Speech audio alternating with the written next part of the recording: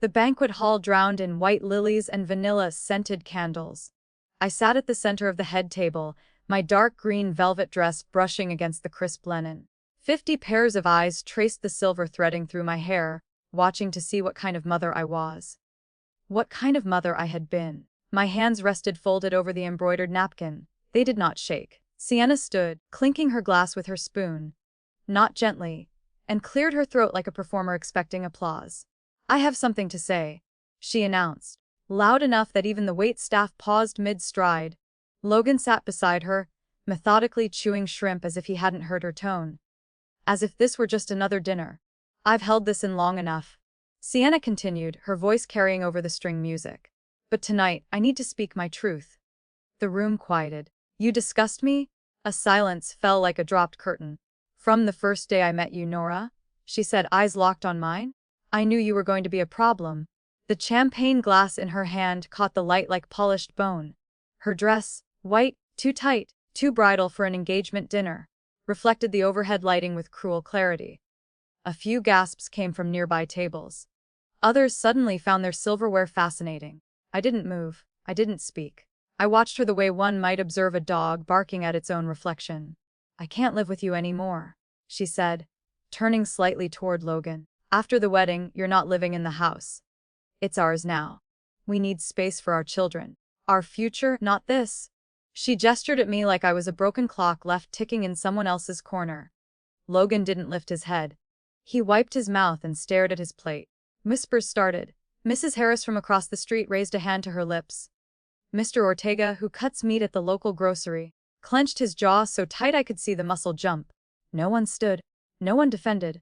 "She just sits there," Sienna added with a laugh, as though discussing a neighbor's odd habit rather than a mother's existence. "Dragging her feet in slippers, clattering pots at 5 in the morning. It's like living with a perfectly still." That's what she wanted. To shake something out of me. Rage, tears, shame. But I'd played dead before to survive. "She's had her time," Sienna continued, stepping closer. "She raised her child. That part of life is over. It's time for her to make room." I looked at her for a long moment. Her confidence was blooming into cruelty right in front of everyone, and still no one interrupted. I heard the hall's large wall clock tick twice. Finally, I smiled. A small smile, careful and close-lipped. The kind that waits for the wind to change. Then I raised my hand slightly and gave a quiet nod to the master of ceremonies standing near the sound booth. He nodded back. They had no idea I'd been preparing for this night for months. 5 years ago, the house was full of silence. But a softer kind. The kind that comes after a long life shared. My husband Charles passed on a Tuesday morning with my hand in his. I still remember how his fingers twitched just before they went still. The nurse had stepped out to adjust a machine. By the time she returned, the machine no longer mattered. I wore black for 2 months and gray for another 3. People from church brought casseroles and offered empty kindness. But it was Logan who filled the kitchen with warmth again. Every Sunday, without fail, he arrived with coffee and a paper bag of blueberry bagels. We'd sit by the window where the light came through at just the right angle to make dust motes look like snow. He'd talk about work, traffic, the strange things people did at the hardware store where he managed deliveries. "You're not alone, Mom," he told me once, wrapping his fingers around mine. "Dade told me to take care of you, and I always will." I believed him. Maybe because I wanted to. Maybe because he said it the same way Charles used to say things, like they were already done.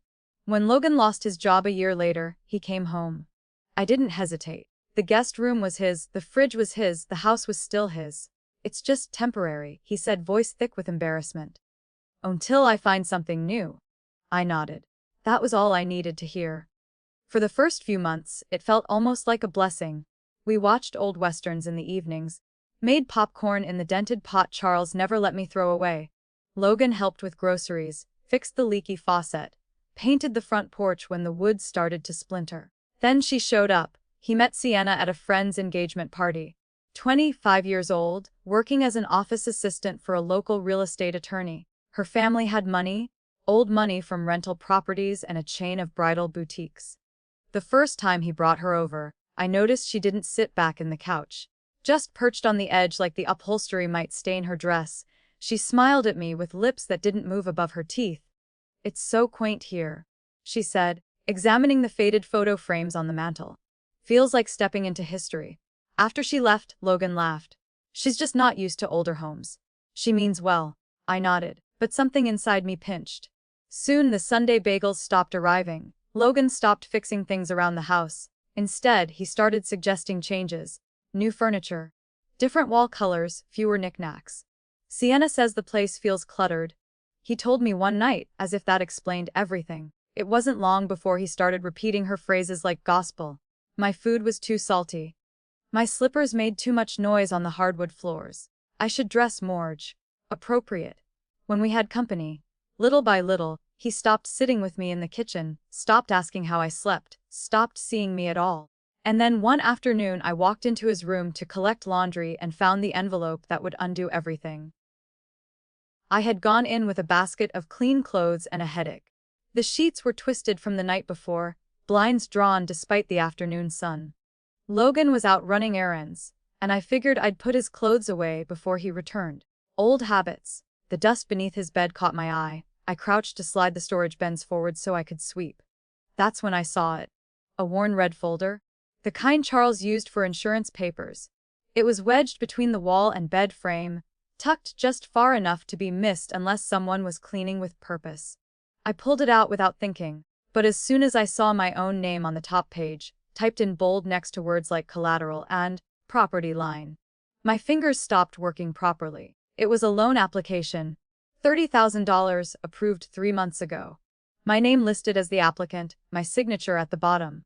Only I had never seen that paper before. I sat on the edge of the bed, folder open in my lap, breath caught somewhere between my chest and throat. I flipped through the rest. Copies of tax documents, scans of my driver's license, a blurry photo of our house taken from the street with notes scribbled on the back. Appraised value $170K. Keep updates minimal until ownership transfer. Beneath that, a letter in Sienna's looping script of Logan, my parents are fine with the plan. Once the wedding's over, your mom can't live there anymore. Start looking into assisted living. Nothing fancy, just somewhere with supervision. If we sell her old furniture, we can cover the first couple months. Don't feel guilty. It's the cleanest way to handle this. No signature, just a heart drawn in pink ink. I thought that was the worst of it. That surely no more harm could fit into one folder.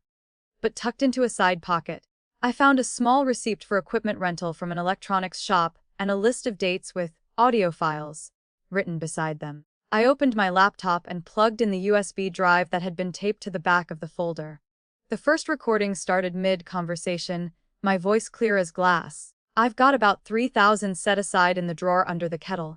Emergency money for funeral expenses or, well, you never know. Then Logan's voicey. Yes, smart mom. Don't worry, that's safe with me. I pressed pause. My hand hovered over the trackpad. My stomach cramped like I'd been kicked. He had been recording me. In my own house, my own kitchen, with no warning, no reason but to catalog my words like ammunition.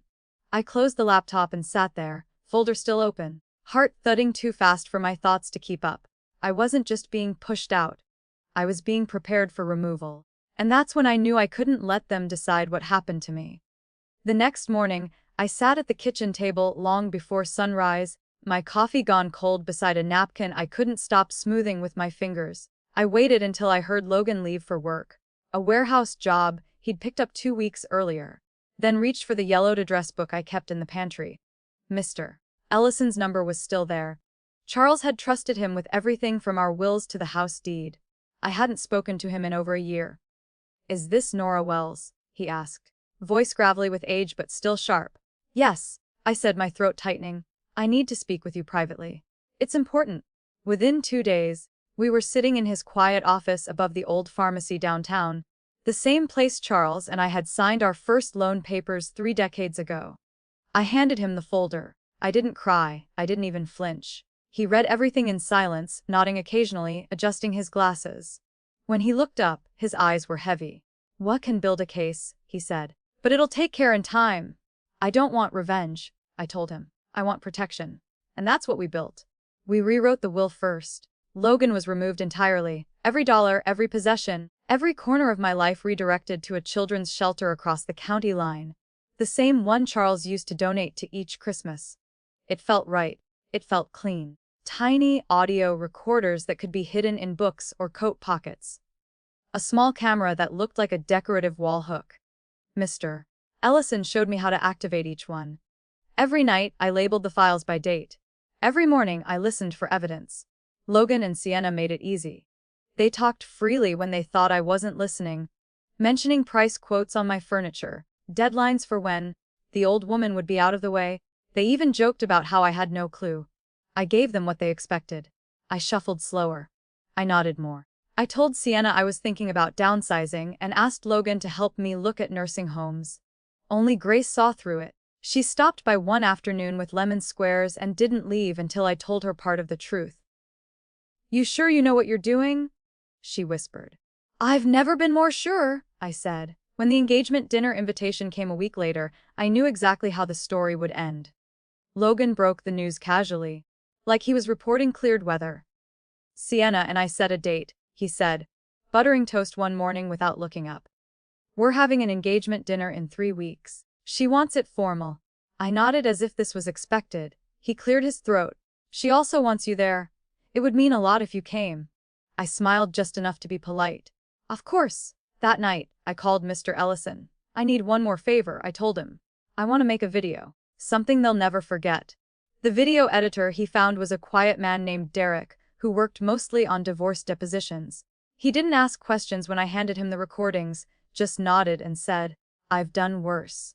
We met 3 times in a borrowed office at Mr. Ellison's firm. I gave Derek a flash drive with Logan's baby pictures. First birthday, kindergarten graduation, him on Charles's shoulders at a 4th of July parade. Derek blended them with soft music and titles like A Mother's Love. Then the tone shifted. He overlaid the next segment with audio Logan's voice saying, "She wouldn't know what was happening." Sienna laughing about selling my belongings. Phrases like, "She already signed" and "She can't back out now." He paired their voices with timestamped screenshots, scanned bank documents, and that pink ink letter I had nearly torn in half. The final slide was plain white text on a black screen. "This is the truth about Logan Wells and Sienna Moore." Derek sat back when it was finished, eyes tired. "It'll play clean.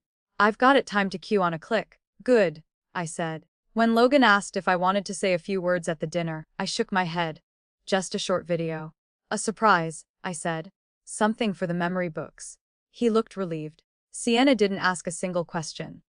The night before the dinner, I laid out my dress. Dark green velvet, the one Charles always said made me look like I'd walked out of a novel. I polished my mother's old pearl earrings and set them on the vanity. Then I stood in front of the mirror, stared into my own face, and said aloud to the quiet room, "Tomorrow." I stopped being silent.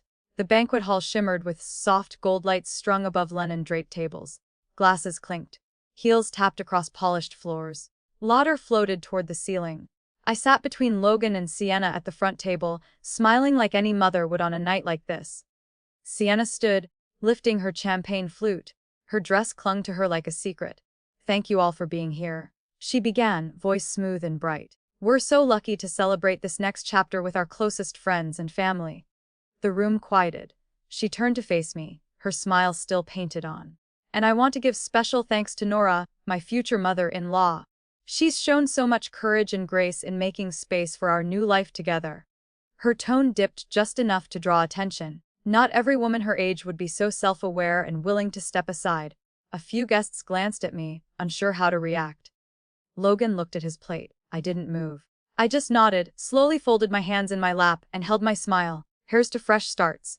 Sienna finished, raising her glass.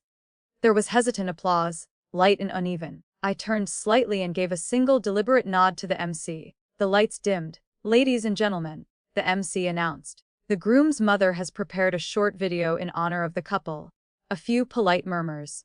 The projector screen glowed to life. The music began Jengen as a baby, a toddler at the beach, blowing out candles in our backyard. Guests smiled. Some whispered fondly. Sienna relaxed beside me, the edge of her mouth curling up. Then the music changed. The next photo faded to a scanned document, my deed, stamped and notarized with a different signature pasted over mine. Then Logan's voicey, "She won't even notice. She doesn't check her mail." A ripple moved through the room. Sienna's voice followed. "Once she's gone, we can sell most of it. Furniture, antiques, whatever. She won't be needing any of it at that place. Someone in the crowd gasped. Sienna started to rise from her chair. Logan reached for her arm. I placed my hand gently on his sleeve and leaned in. Sit, I whispered, my voice clear and low. The video continued. Their voices, their plans, their casual cruelty, all of it laid bare in front of 50 people who had come to celebrate love.